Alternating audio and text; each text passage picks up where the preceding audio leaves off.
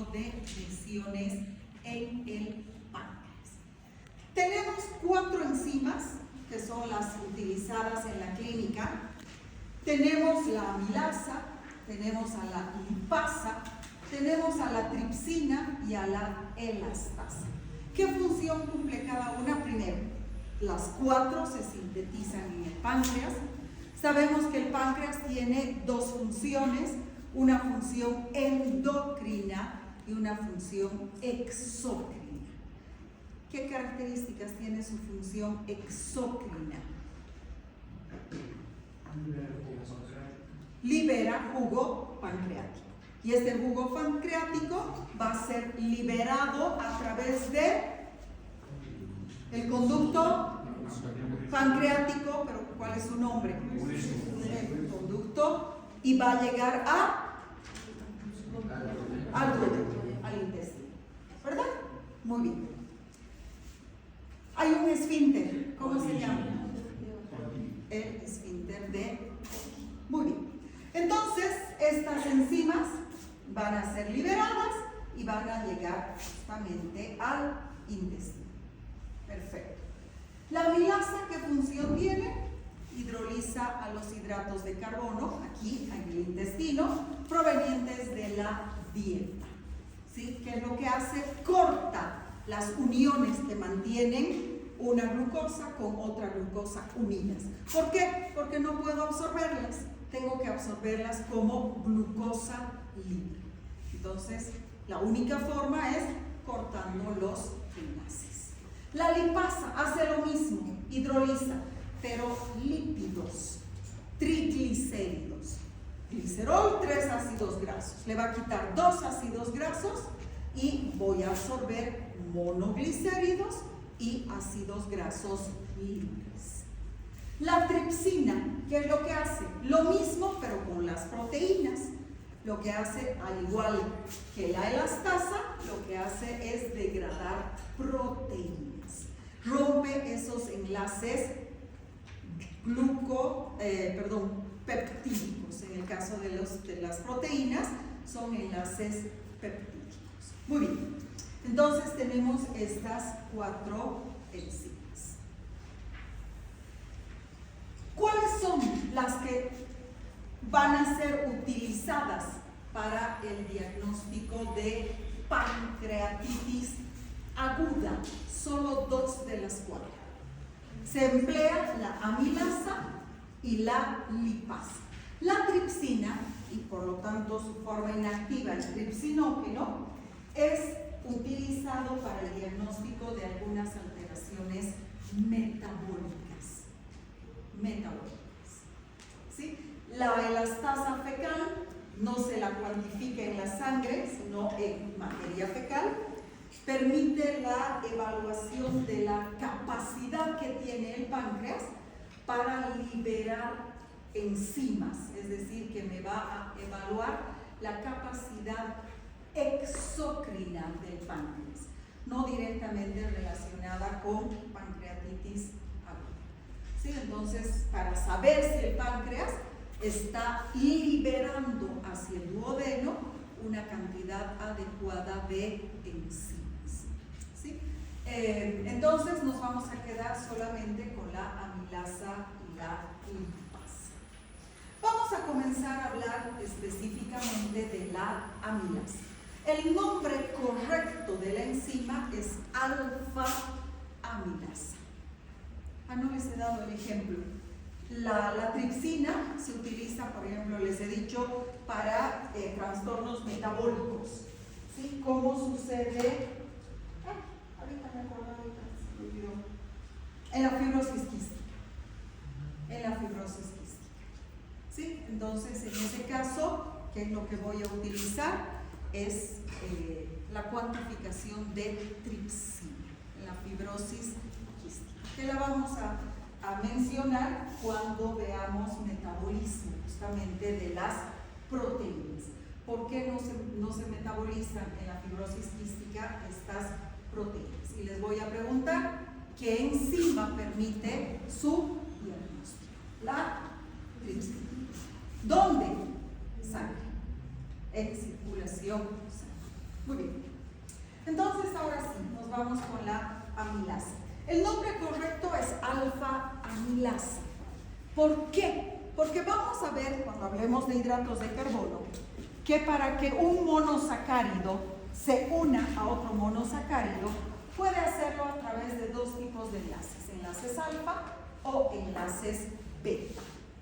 Pero, hablando de metabolismo, hablando de digestión de los polisacáridos, solamente somos capaces los seres humanos de romper enlaces alfa.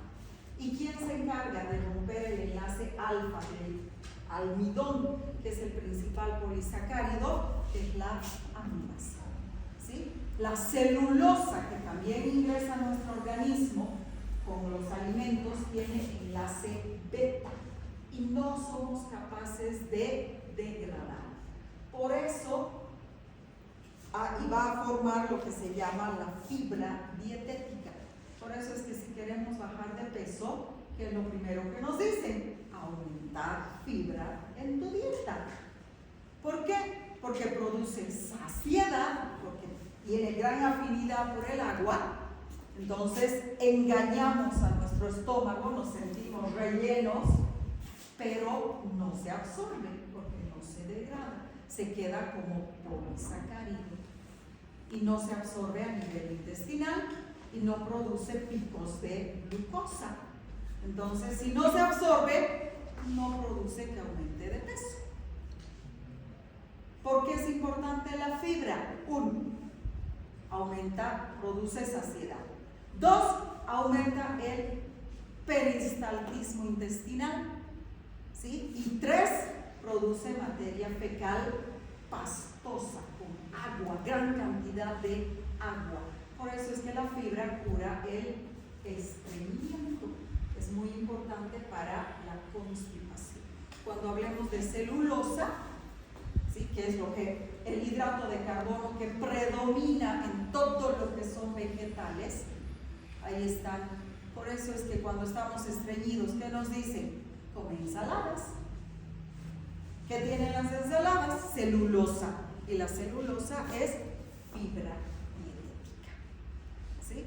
Ustedes han visto los cereales que venden en caja, tipo cornflakes y no sé qué otras cosas más, ¿sí? Hay algunos que dicen clarito, con fibra, ¿sí? Quiere decir que el maíz, el trigo con el que han hecho esos cereales, ¿sí? Es con cáscara. Y por eso dice además fit. Son productos que bajan de peso. ¿Está comprendido?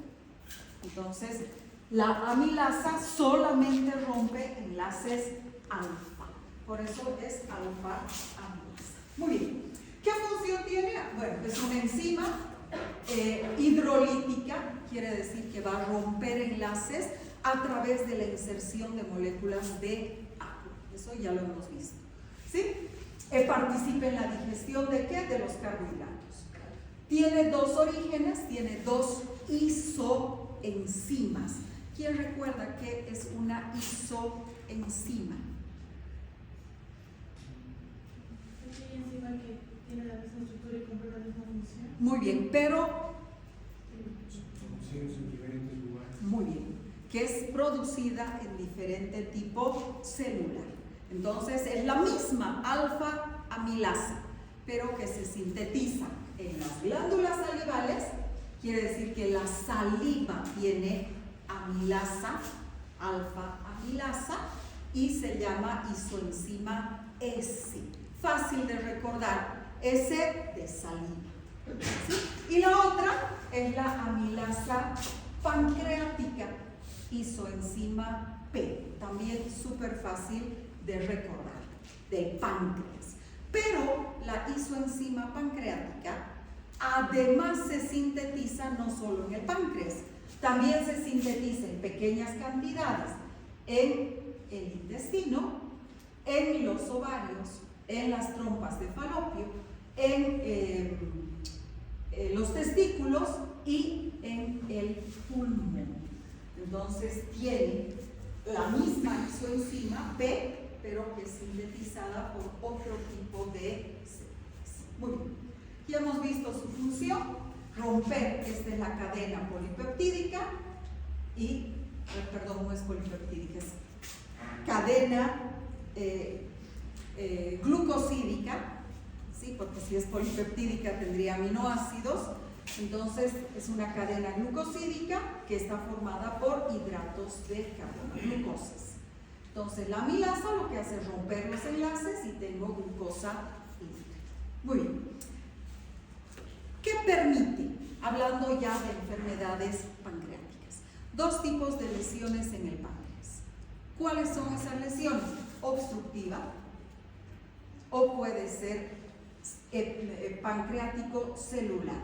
Es decir, que va a haber una lesión de las células acinares del páncreas. En los dos casos voy a tener la amilasa elevada. ¿Sí? ¿Por qué? Porque se sintetiza en el páncreas. Y si la célula acinar pancreática está dañada, pues va a haber una liberación, ya sea por aumento de la permeabilidad o por lisis de los acinos pancreáticos, y la amilasa aumenta y pasa a circulación sanguínea. Si hay un bloqueo en el conducto pancreático, la amilasa no puede llegar al intestino. Entonces está bloqueado el conducto pancreático y la amilasa regresa al páncreas. Y del páncreas sale a circulación sanguínea.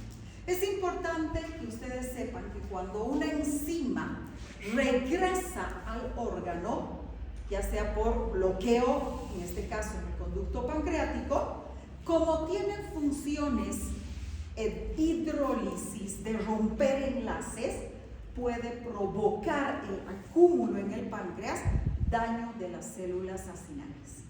Es decir, que cualquier tipo de bloqueo en los conductos tiene que ser resuelto a la brevedad posible, porque el bloqueo puede provocar una lesión de la masa pancreática en este caso. Lo mismo vamos a ver cuando exista un bloqueo a nivel de los conductos hepáticos.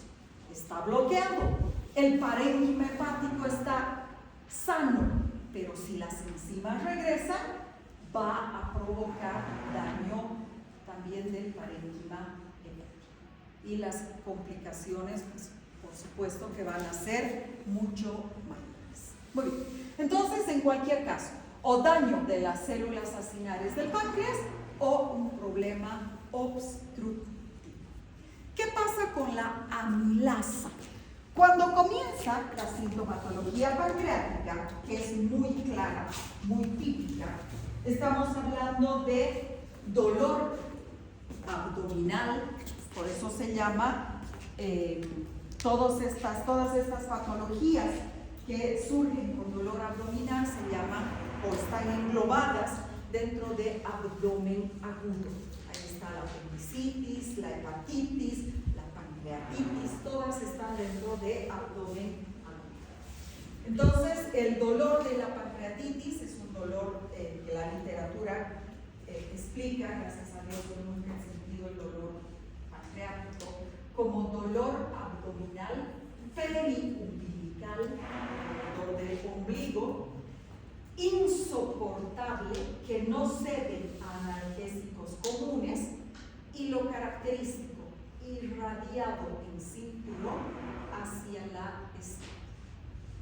Entonces, esa es la sintomatología de las enfermedades pancreáticas. ¿Sí? Cuando se produce esta sintomatología, la amilasa tiene una cinética enzimática característica. Comienza a elevarse entre las 3 y las 6 horas de iniciada la sintomatología, o sea que si el paciente va al hospital, al médico, y le preguntamos cuánto tiempo tiene de iniciada la sintomatología, es muy importante. ¿Sí? Comenzado hace 1 hora atrás. ¿Para qué le voy a hacer pruebas de laboratorio si me van a dar negativas? ¿Sí? Tengo que esperar mínimo 3 horas para que la prueba me dé positivo. Entonces comienza a elevarse entre las las 3 y las 6 horas de iniciada la sintomatología pancreática, alcanza su pico máximo entre las 12 y las 24 horas y a partir de este momento comienza a descender. Y este es un problema, porque fisiológicamente disminuyen las enzimas. ¿Por qué? Porque se van a eliminar vía. Es una enzima muy pequeñita, entonces todo el exceso se va a perder junto con la orina. Y eso no significa que el problema pancreático esté solucionado. Y ustedes como médicos tienen que saber eso. ¿En cuánto tiempo? 3 días. Si su paciente va con una pancreatitis aguda, después de 3 días, la amilasa va a estar dentro de valores de referencia. Y hay la posibilidad de dar un falso resultado negativo. Mucho cuidado, ¿sí? Y las pancreatitis no tratadas son mortales. Entonces, no se preocupen, hay soluciones. ¿Sí? Entonces, ese es el comportamiento. Se eleva rápido, alcanza su pico máximo rápido, pero también desciende de manera rápida. Muy bien. La amilasa es una enzima muy sensible. ¿Qué quiere decir? ¿Qué es la sensibilidad? ¿Quién recuerda? Que tiene la capacidad de dar positivo si es que la presenta. ¿Sí? Si es que El paciente está enfermo. ¿Qué significa? Que si el paciente tiene pancreatitis, la amilasa va a estar elevada. ¿Sí? Eso significa que tiene una alta sensibilidad, pero tiene una baja especificidad. ¿Qué significa? Que la amilasa tiene un problema. ¿Cuál es el problema?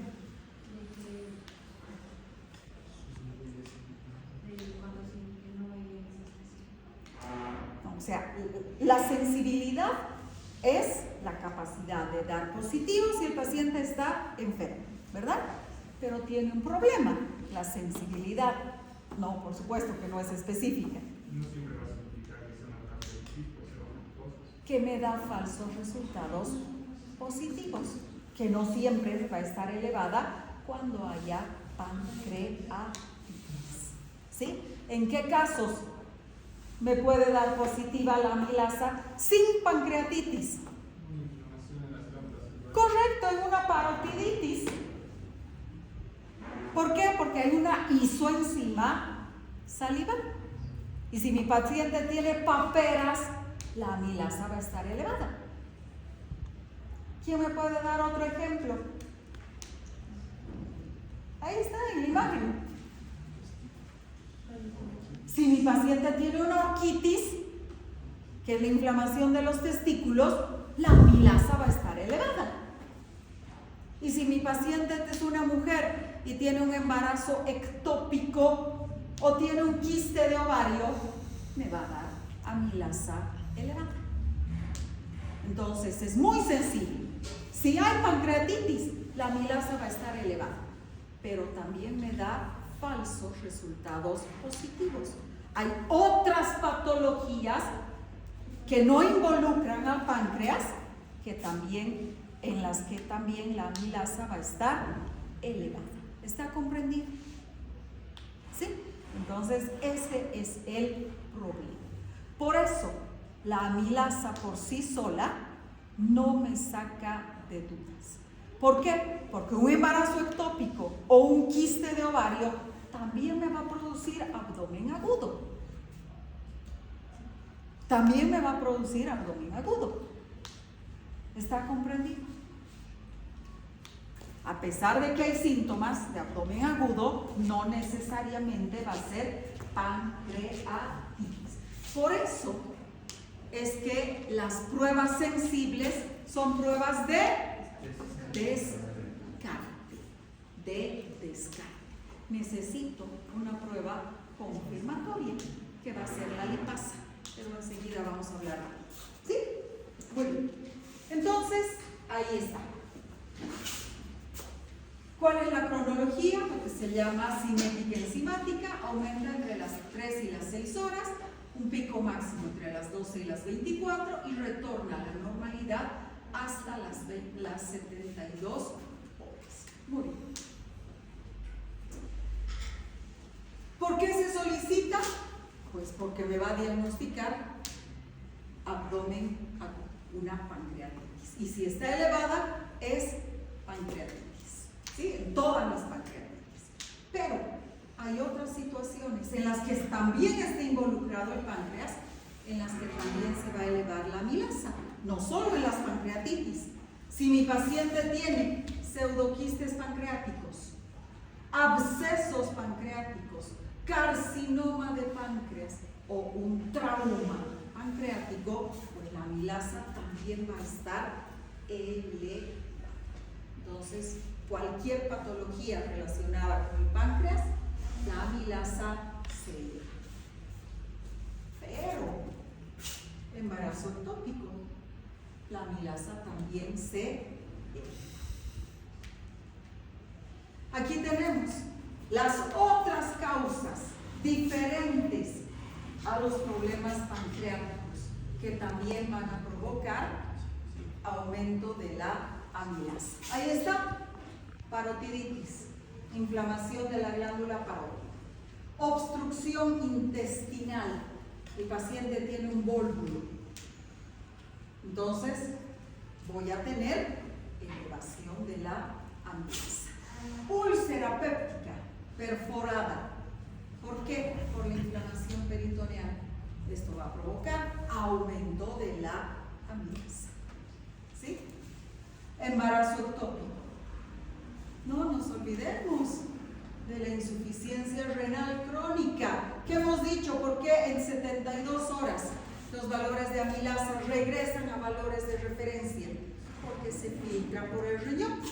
Pero si el riñón está enfermo, no se va a filtrar, aunque el paciente no tenga pancreatitis, no tenga una parotiditis, no tenga ninguna patología.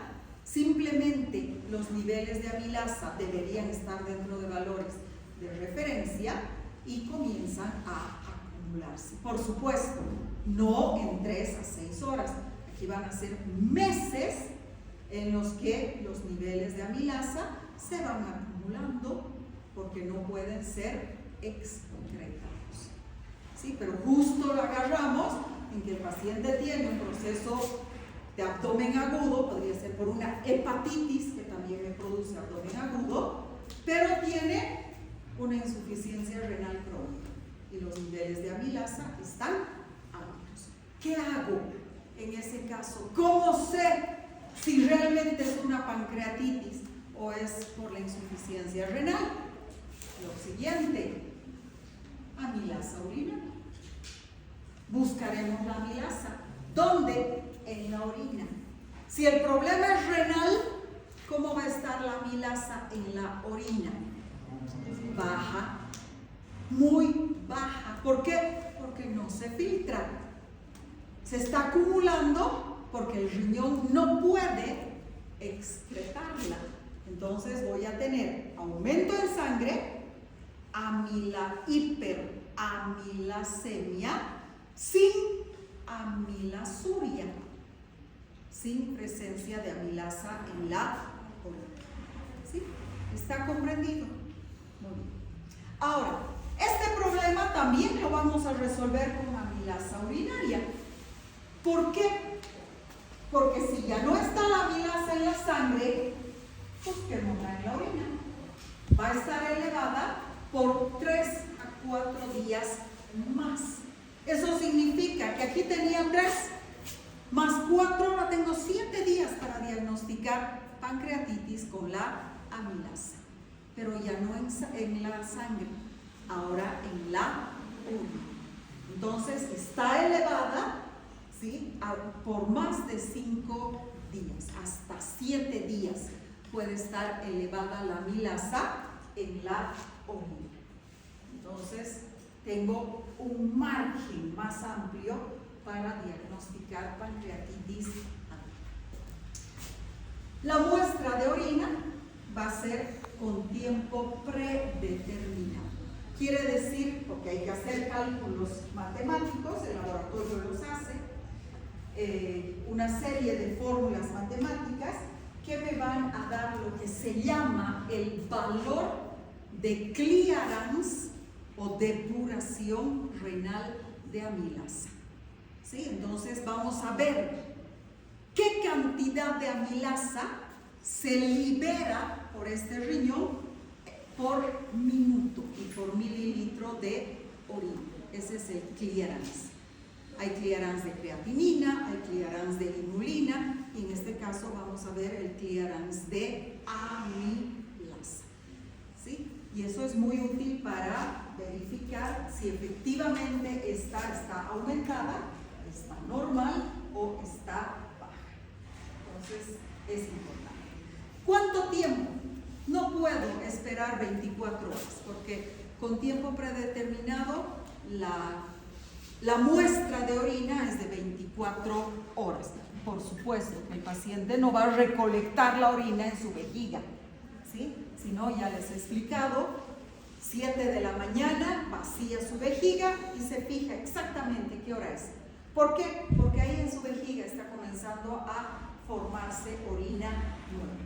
Entonces, cada que el paciente quiera ir al baño, a un frasco. Todas las micciones. ¿Hasta cuándo? Hasta mañana a las 7 de la mañana. Todas las micciones del día al frasco. Y esos 2 litros de orina aproximadamente se llevan al laboratorio. Por supuesto, el frasco va a tener conservantes. Porque como no voy a limpiar, no voy a desechar el primer chorro, este tiene bacterias. Y estas bacterias van a multiplicarse. La orina es un caldo de cultivo excelente. Tiene hidratos de carbono, tiene proteínas, tiene todos los nutrientes para que las bacterias se multipliquen. Entonces hay que ponerle conservantes para que las bacterias no proliferen. Muy bien. Entonces, tiempo predeterminado. ¿Sí? Ya dependerá del laboratorio si va a esperar 4 horas. En ese caso sí, se le dice al paciente orine y dentro de 4 horas me trae la muestra de orina. O de 6 horas. ¿Sí? Eso depende del protocolo del laboratorio. Tiempo predeterminado. Esa es la muestra. Muy bien. Y pasado ese tiempo, se lleva al laboratorio. ¿Qué otra alteración tenemos? La macroamilasema. Macro quiere decir grande. Amilasa en la sangre. Hemos dicho que la amilasa es una enzima pequeña que se filtra. Pero a veces la amilasa comienza a unirse a inmunoglobulinas, a anticuerpos. Y tiene preferencia por 2 anticuerpos. Le fascina la IgG y la IgA monomérica. Entonces, aquí está la amilasa. Esta es la amilasa, una enzima chiquita, y a esta enzima se van a unir los anticuerpos monoméricos. IgA monomérica en circulación sanguínea, dimérica con su pieza secretora en las secreciones. Y la IgG siempre es monomérica. Entonces, la amilasa crece. Y este complejo amilasa inmunoglobulina de gran tamaño no pasa a través del filtro glomerular. Solamente la amilasa chiquitita, solita, pasa, se filtra y se elimina. Entonces, la amilasa va a comenzar a aumentar en circulación sanguínea. No hay daño renal, no hay daño pancreático, ni de glándulas salivales, no hay ningún problema. Este es un hallazgo de laboratorio. ¿Sí? El laboratorio hizo un examen de amilasa, ¿sí? Porque el médico sospechaba de alguna cosa, amilasa y resulta que los valores de amilasa están elevados. Pero no hay síntomas pancreáticos ni nada relacionado con aumento o que me justifique el aumento de la amilasa. ¿Cómo puedo saber si es un hallazgo de laboratorio? Pues la buscaremos en la orina. Hay un aumento de amilasa en sangre sin presencia de amilasa en orina, sabiendo que mi paciente tiene una función renal adecuada. ¿Está comprendido? Porque la única causa sería que aumente la amilasa en la sangre y que disminuya en la orina si tiene insuficiencia renal. Pero si yo sé que los riñones de mi paciente tienen una función normal, porque hay pruebas también que permiten esto, urea y creatinina dentro de valores de referencia, amilasa elevada sin síntomas, amilasa elevada, amilasuria baja y con función renal normal, es una macroamilasa. ¿Está comprendido? No significa que el paciente esté enfermo, el paciente está sano. Simplemente la amilasa se unió a las inmunoglobulinas. No va a provocar síntomas, no va a provocar daño de ningún órgano. Es, como les decía, un hallazgo de laboratorio. ¿Sí? No pasa nada con este paciente. Habíamos hablado de valores de referencia poblacionales, ¿verdad? Pero también habíamos hablado de valores de referencia individuales. Este paciente va a tener valores de referencia individuales más altos. ¿Por qué? Por la macroamilasa. ¿Está comprendido? Entonces, eso con relación a la amilasa. Y finalmente, la lipasa. ¿Qué pasa con la lipasa? La lipasa también tiene isoenzimas, pero tiene isoenzima gástrica. Hay una amilasa gástrica que no suele aumentar la lipasa. Hay una lipasa gástrica, pero que no suele aumentar los niveles de lipasa circulantes. Aumenta a nivel del estómago. ¿Por qué? Porque el paciente consume alimentos. ¿Sí? Tengo una lipasa en el tejido adiposo que me va a degradar los triglicéridos, de acuerdo, pero no aumenta de manera importante. ¿Por qué? Porque prácticamente no hay patologías del tejido adiposo que me produzcan aumento de la permeabilidad de la célula o muerte de las células adiposas. Sí va a aumentar dentro de la célula, pero no va a salir a circulación sanguínea, que es lo que nos interesa. Por lo tanto, la lipasa es una enzima pancreática específica. Es la prueba confirmatoria. ¿Sí? Si es que hay elevación de amilasa, tengo dudas. Proviene del páncreas, proviene de las trompas de Falopio, proviene de la glándula salival. Pero si tengo lipasa elevada, aquí solo es problema páncreas.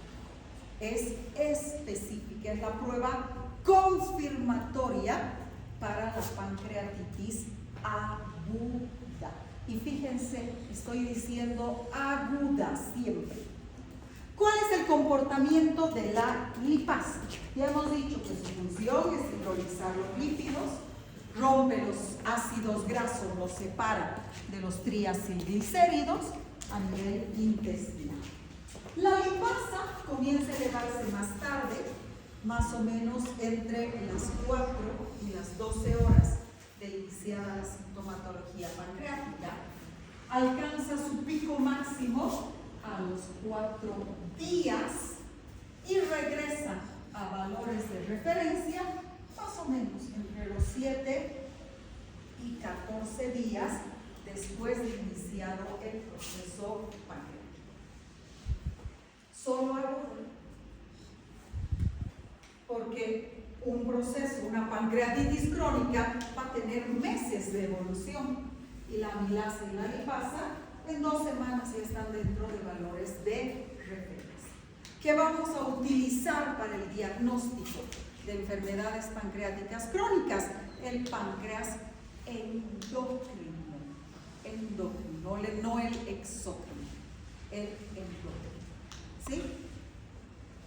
¿Quién me dice que voy a cuantificar para verificar el funcionamiento del páncreas endocrino?